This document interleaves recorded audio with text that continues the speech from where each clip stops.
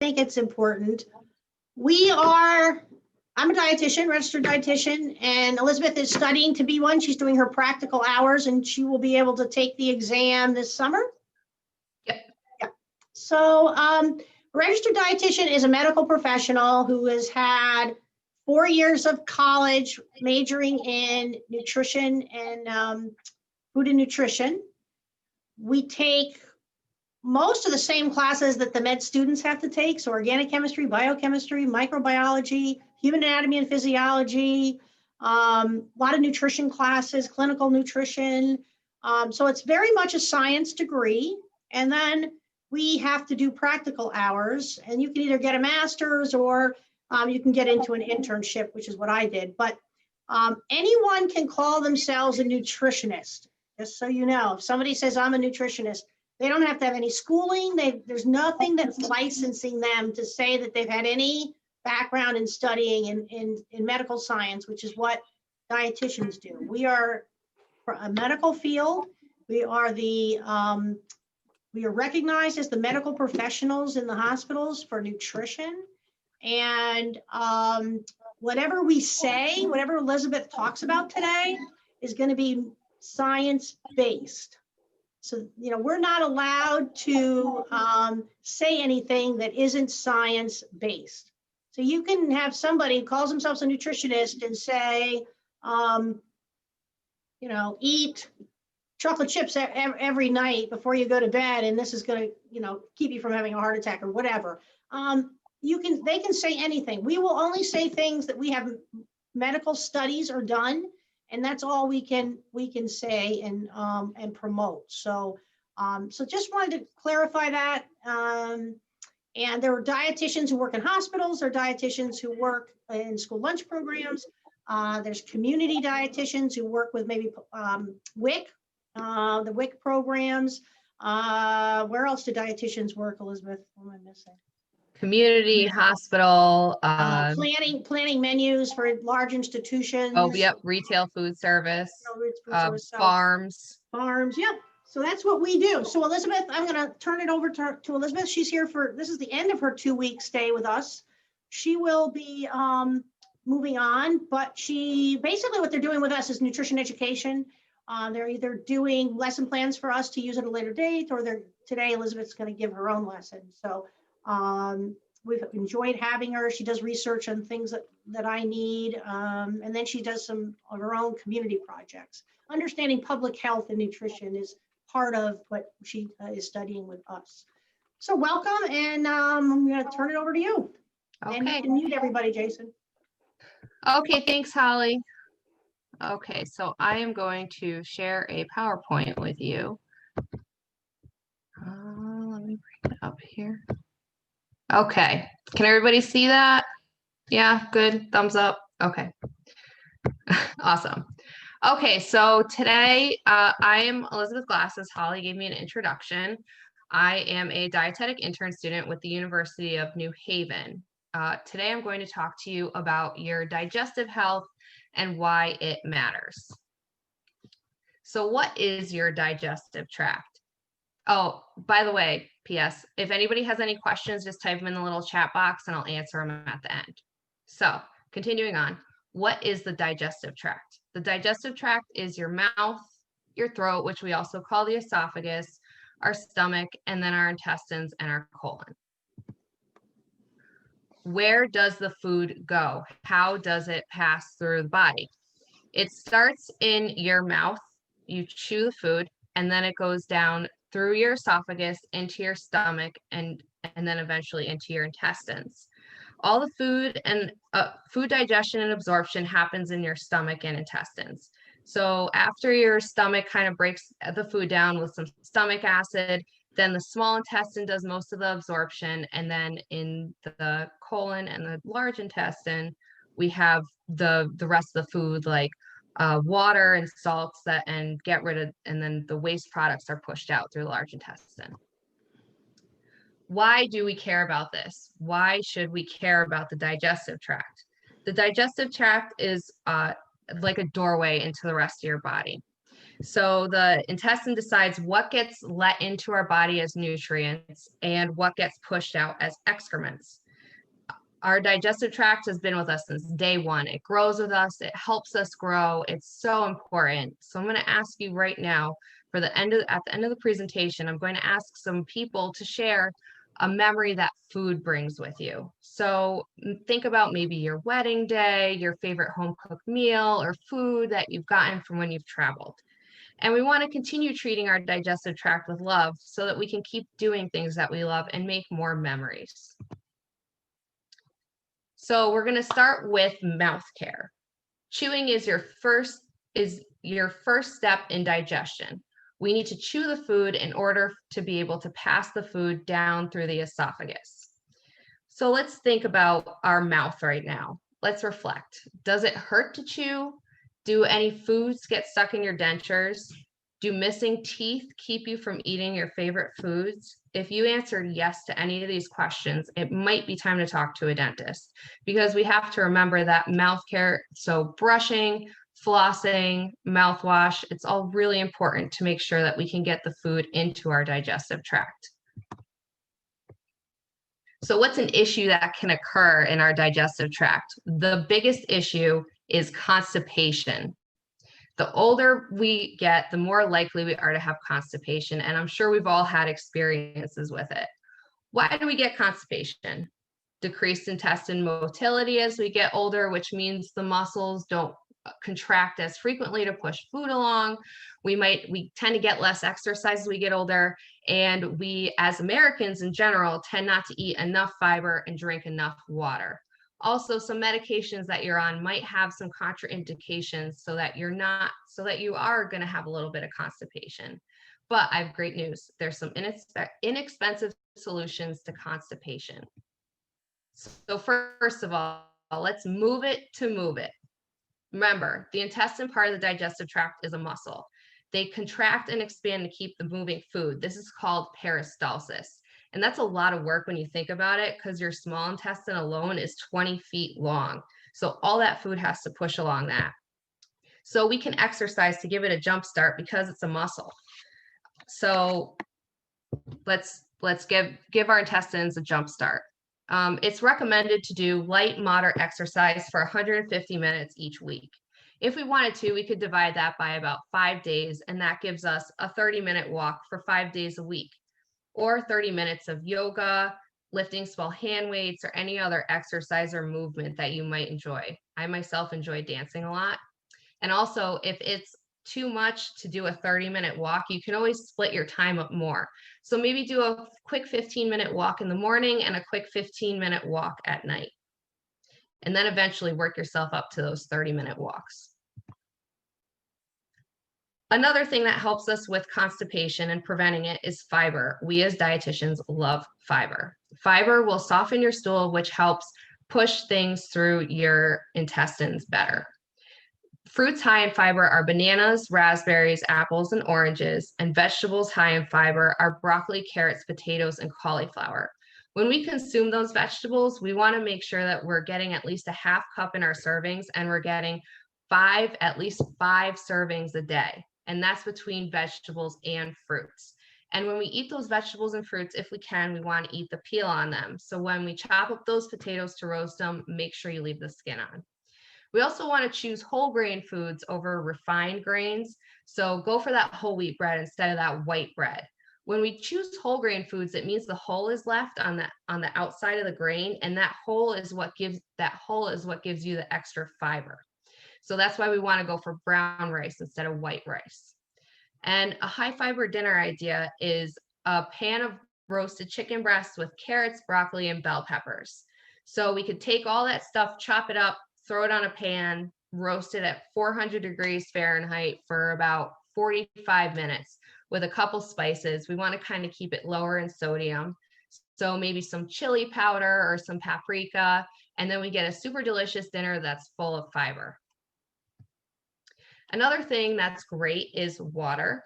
Water softens your stools, and it also helps push the food along in your digestive tract, and all your organs, including your brain, need water as well. We want to try to drink 2 liters a day. That's about 8 glasses of water. So some tips and tricks are to carry a bottle of water with you, have a filled glass of water by your bedside table or living room chair. I even have a glass of water right now. So something that can occur in our body if we don't care, let's say we didn't care about constipation and we didn't care about our digestive tract. And if we don't eat a lot of fiber, something that can happen is diverticulosis. This is when you make little pockets in your intestines. So we can see in this picture here, instead of a uniform intestine, we get these little pockets in there. And this can occur from not eating enough fiber. And this is when the food sits in your intestine and then it forms those little pockets. And if we have those diverticulosis, they can become inflamed in what's called diverticulitis. And then that's when the little pocket gets food stuck in it and then it gets infected. And we might have to have a hospital visit and wind up on bowel rest. So this is why we want to make sure that we have our high fiber diet, water, and exercise going. Another adverse effect that we can have is ischemic colitis. So ischemic colitis is when you have the little blood vessels that get blocked and it causes your colon to become inflamed. Some risk factors of this are being above the age of 60, atherosclerosis. So that's when we get little plaque deposits in our blood vessels. And if you think about it, that's what could cause the blood to be shut off to the colon and cause the colitis. A history of blood clots, a hernia where your colon can push through and get stuck. And then again, the blood flow can be cut off. Also low blood pressure and heart failure. Something else that can go wrong with our digestive tract is colon cancer. This is why we should get regular screening up to 75 years old, especially if you're high risk, which means you have a pre-existing condition like irritable bowel disease. And then you want to know the signs. So continued change in your bowel movements. This means that everybody's their own kind of regular. I might go once a day, but somebody else might go every 2 days. So if that's your normal pattern, then that's your normal pattern for bowel movements. There is no defined normal. So we want to look for a change in those. So instead of going every other day, you might start going every third day. And then a change in consistency of bowel movements too. You also want to look for blood in your bowel movements, see if you're feeling fatigued, abdominal discomfort, or unexplained weight loss as well. And I can't forget to talk about our stomach. 30% of the adults over the age of 50 don't make enough stomach acid. Stomach acid is what's needed to break down food and begin to absorb nutrients. If we can't do that, this is where vitamin B12 is absorbed by the body. And B12 is what's used to help make red blood cells, which carry oxygen to places like your heart and your intestines. So foods high in B12 are fish, red meat, and milk. And if you have signs and symptoms of the deficiency, such as constipation, which we don't like anyways, anemia, confusion, dementia, loss of balance, and depression. If you think you have any of those symptoms, then you should definitely talk to your general practitioner about maybe getting a supplement or using fortified foods to try and get more B12 in. And as I wrap up this presentation, I just wanted to make a small plug about yogurt. Yogurt is wonderful for your digestive tract because our digestive tract is teeming with millions of little bacteria that make their own little microbiome in our intestines. So you might need to add more bacteria to your digestive tract if you have, let's say, some irregularity going on. This can really happen after you take an antibiotic, which I know I've been told to take yogurt by my doctor and eat some yogurt after having an antibiotic, because the yogurts contain probiotics. One that's especially fantastic for this is Activia, because it has extra bacteria added in it. And yogurt is packed full of probiotics, so it's an easy food item to add to your diet to help with gut health too. So usually make a yogurt parfait for breakfast. Right now I love plain yogurt with bananas and some chocolate chips for breakfast and a little bit of honey. Super delicious. And we can also add other fermented foods like kefir and kimchi that are full of probiotics as well. We can especially see this in cultures such as those in Russia who tend to eat a lot of sauerkraut to introduce more probiotics into their diet for gut health as well, especially when they can't get as much fiber because they don't have as many vegetables regularly in their diet. So in conclusion, for digestive health, we don't like constipation. We want to drink water. We want to eat foods high in fiber, and we want to exercise and add yogurt to your routine if you can. And that's it for my presentation. But I would love to see if anybody wants to unmute themselves and answer any of these questions that I have in this quiz. All the answers were in the presentation. So first of all, where does digestion start? Mouth. Yep, that's correct, the mouth. True or false? When a stool sits for a long period of time in the intestines, it can increase your risk of colon cancer and diverticulosis. True. True. Yep. Which of the following foods add probiotics to your digestive tract? All the above. All the above. Yep. And would anybody like to list off 3 ways that I went over to keep your digestive tract healthy? Exercise. Exercise, drink water. Yogurt. Fiber. Fiber. Yeah, awesome. Awesome job. Awesome. And my last question is, what can happen if you don't eat enough fiber or drink enough water? Constipation. Constipation. Constipation, right. Poor eyes. And does anybody have any questions for me? It was very comprehensive. Very good.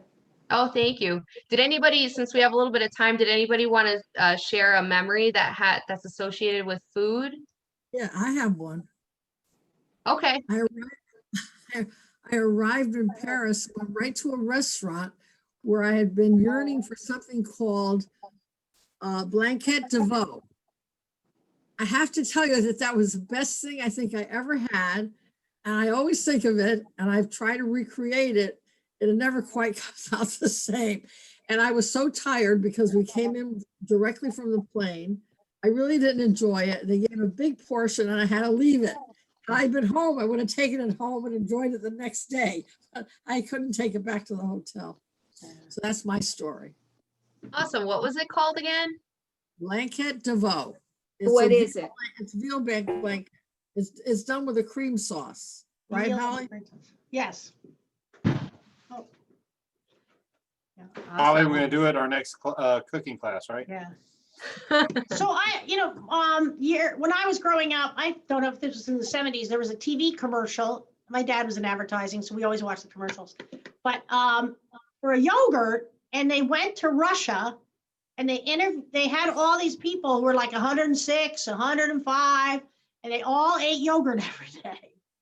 So that was back in the 70s. They made a big deal out of it. This place in Russia where these guys eat yogurt every day, and they were all like over 100 years old. How much did they eat? I don't know. That's a good question, but it was a long time ago. But I always remember that. I'm gonna stop eating it. I don't want to be 100. Yeah, okay. I'm only 91, so I've got to start eating yogurt if I Oh, want to okay. make it over 100. Double up on it. So, What I do with my yogurt, I buy 2 a week from Trader Joe's, and I buy the full whole milk. I can't do that 2% anymore. Yeah. And I strain one of them, and I put some salt into it, and it's very much like something that they sell in Egypt. It's a yogurt tasting thing. It's delicious. And I had it one time, and I found out what it was. It was just yogurt. It was drained, and then salt was put in it. And maybe some like lemon juice or something. It's very good. That's what I like. So you might want to try that. You drain it, you put it in the refrigerator overnight, and strain all the water that comes out of it. And then you put some salt in it and mix it up. And then I have that for a couple of days. I really like it. Sounds good. I'll have to try that. well, I'll share a food story because I'm a food person. But I think food memories have a lot to do with sometimes where you are eating it as in the ambiance as well as the food. So, I think sometimes I had a BLT. Well, BLT is not a real fancy food, but I had it. I'll never forget. I was sitting on the outdoors on Lake Michigan in Kohler, Wisconsin, and at this golf club, and I had the perfect iced tea. It was a gorgeous day. I had a really good BLT, and I think, for all the fancy food I've had, that's one of my happiest food memories. But I'll share with you another story that I've been cooking since I was, 10, 11, 12 years old. So I was at Cornell Hotel School, and I had 2 weeks off in the summertime, and I was going to go to Block Island, where my family has a home, and take a break from writing the thesis and all these other things that I was doing for school. And our friend called me back in May, and she said, I have a problem. We're celebrating our 25th wedding anniversary on the island. We have invited people from all over the world. He was one of the chief legal counsels for Mobil Oil. And I'd go to his house, and he's talking to Saudi Arabia and whatever. So they were having and they lived in London. So she said, we're having our 25th wedding anniversary. We're going to do the renewing of our vows, and we're going to have kind of another wedding reception at our home, which both sides of their house looks at the water. Spectacular location. And you have to invite people in January because they have to get ferry reservations and hotels. So she'd invited all these people, and then realized those days there's really no caterer on Block Island. And she can't cook. And she has a kitchen where if you put two hands out, like the ones in New York City, you can touch both walls. And that's all she had for a kitchen. And she said, Holly, I'm having 65 people for a sit-down dinner, 40 people out-of-towners Friday night, 65 sit-down dinner Saturday night, and 40 for brunch on Sunday, and I can't cook. So she said, can you cook? And I said, well, that is the 1 week I'm going to be out there. So yes, and they would pay me cash. I'm in grad school, so cash is good. And I cooked dinner for them, 40 people by myself. I was cooking all week, but I hired some wait staff for me, and we had this meal. So the first course was lobster bisque, and I made the lobster bisque. But lobster bisque, you put the cream in at the last minute before you're going to serve it, heavy cream. So I go to open up the cream, and it's all spoiled, all sour, and all I have is 2% milk. That's it. Now I had big chunks of lobster in it because I didn't want to puree it. I thought it'd be kind of nice to have the big chunks of lobster. So there was like whole claws in it. I mean, it was pretty, I had made it fancy. So I said, what do I do? So quickly I took the 2% milk, I made a roux, I thickened it up, added a little more sherry to it, and out it went. And that's all I could do. So at the end of the meal, this gentleman comes into the kitchen, and he happened to be the head of Ferrari for all of Europe. But he came in and he says, did you make the lobster bisque? Oh, yes, I made lobster bisque. I said, well, let me tell you something. That's the best lobster bisque I ever had. I was like, yeah, and it was low fat too. But I didn't tell him that. So I think sometimes, the sun is setting and you're under this tent and it's gorgeous night, and one end is this water, the water's that way. And so the lobster bisque had the big chunks of lobster in it, and it was the best lobster bisque he ever had. So, and here it was, no heavy cream. So anyway, that's I have a lot of food stories, but that was one of my funny ones. So anyway, sometimes it does have to do with where you are. And then now I have cooking classes. Virginia comes to my cooking classes when we were open, and we were doing like ethnic cuisine. So we picked different countries. And if I find somebody who's Italian, I had them come in and cook Italian. I had, we've had all kinds. Somebody, a wonderful woman in Westport who's from Lebanon, and she did Middle Eastern cooking for us. And but what's been nice is that when we do have those cooking classes, and I get Italians who come to the Italian one, and they think about how they made ravioli with their grandmothers, or we did those Hungarian kolache cookies. Is that what you're called? You guys know what those are? You kind of roll them up with jam in the middle. Oh, yeah. Aren't they called kolache? I don't know what they're called. Yeah, they're good. Yeah, it's all butter. But it's nice. Those are nice memories of cooking. I'm not sure that I do cooking. I had Jason's kids over last year to make cookies with me.